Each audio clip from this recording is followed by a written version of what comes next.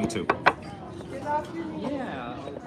Since I moved to really all the history one, digital history, history of art courses, those are all new ones to travel.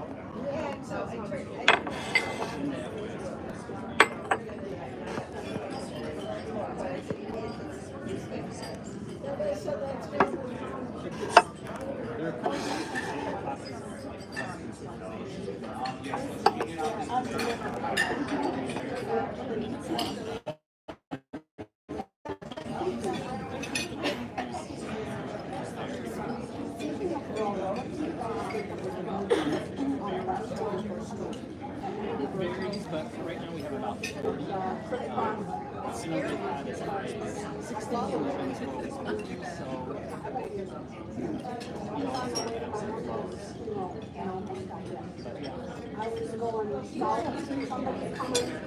yeah, 10 years. About a third of our graduates are like social studies teachers, so they'll be in middle school, high school settings. A third uses a professional degree from like law or seminary, and I'd say a third of public history. So that's kind of why I was hired, really, was to provide more There's been a couple actions already through there. Yeah. They already did by Harrisburg. There wasn't in Harrisburg. Isn't that just delicious?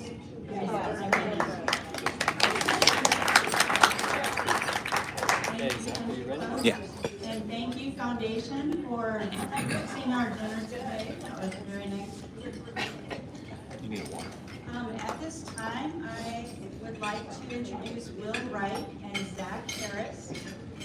And I'm going to let them tell you a little bit more about themselves. But they have a very interesting project that involves Emma and Jack Armstrong, who were contemporaries of Dorothy and Davenport. And then they'll have some information about a part of history in Sioux Falls that most of you don't know. So,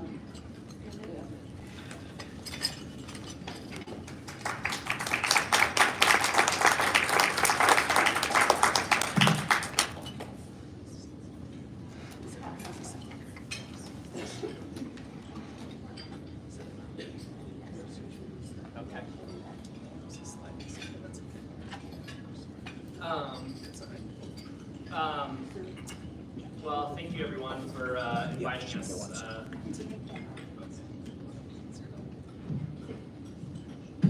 All right, can everyone hear me okay? Yeah. All right, thank you for inviting us. I'm Will Wright. I'm a history professor at Augustine University, and I'm joined with Zach Harris Jr., who is president and curator of the South Dakota African History Museum.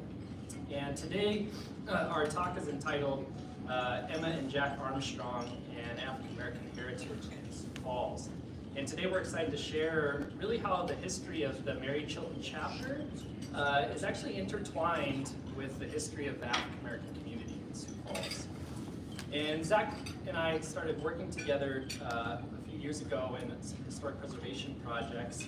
And what we found when we reached out to the South Dakota State Historic Preservation Office is that really African American history is very underrepresented on the National Register of Historic Places. According to their office, there are only 6 sites associated with the Black experience, such as Allen Chapel, which was associated with the AME Church in Yankton.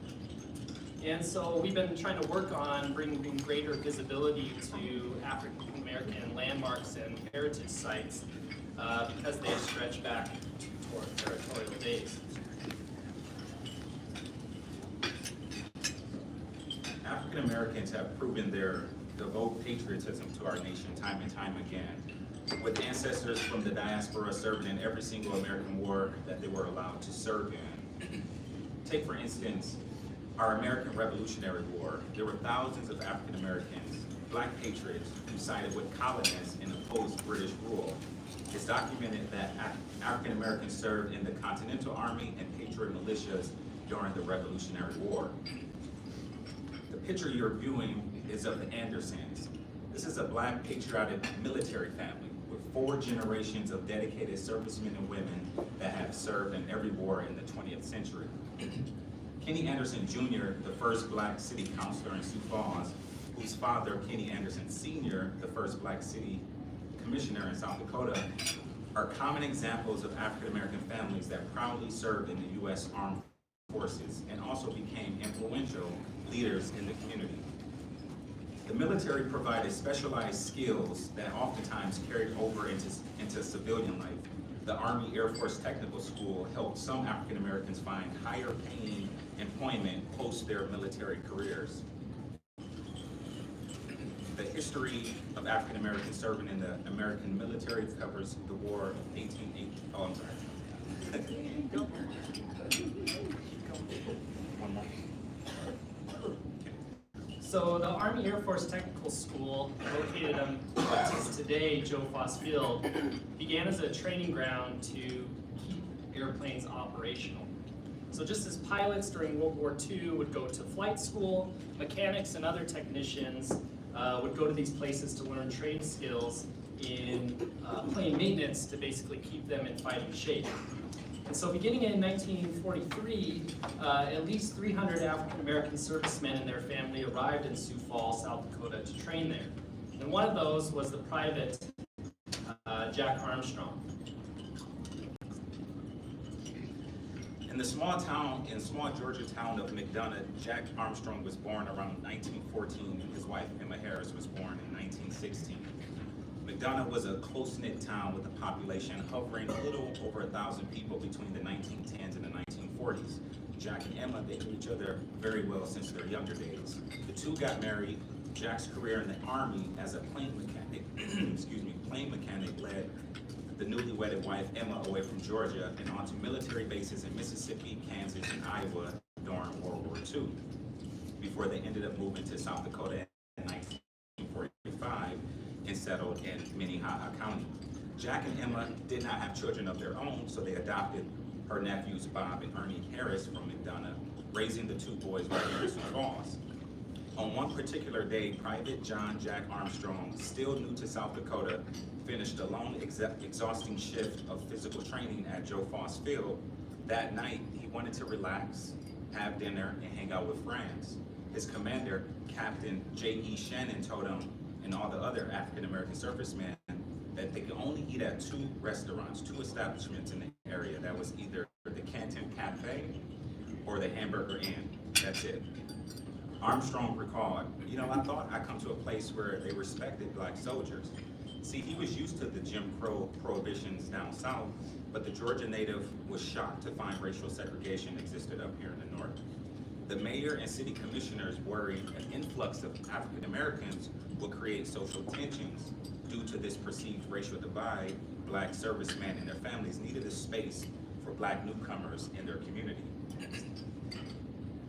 With the help of a Jewish business owner named Ben Margulis, the Black United Service Organization Center, or the Black USO Center, will become just the space the community was looking for.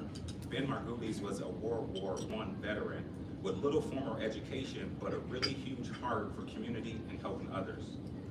Margulis was involved in the Sioux Falls Jewish Welfare Fund, the Sioux Valley Hospital Society, ACLU, and the Sioux Falls chapter of the NAACP, among many other political, charitable, and/or Jewish religious causes.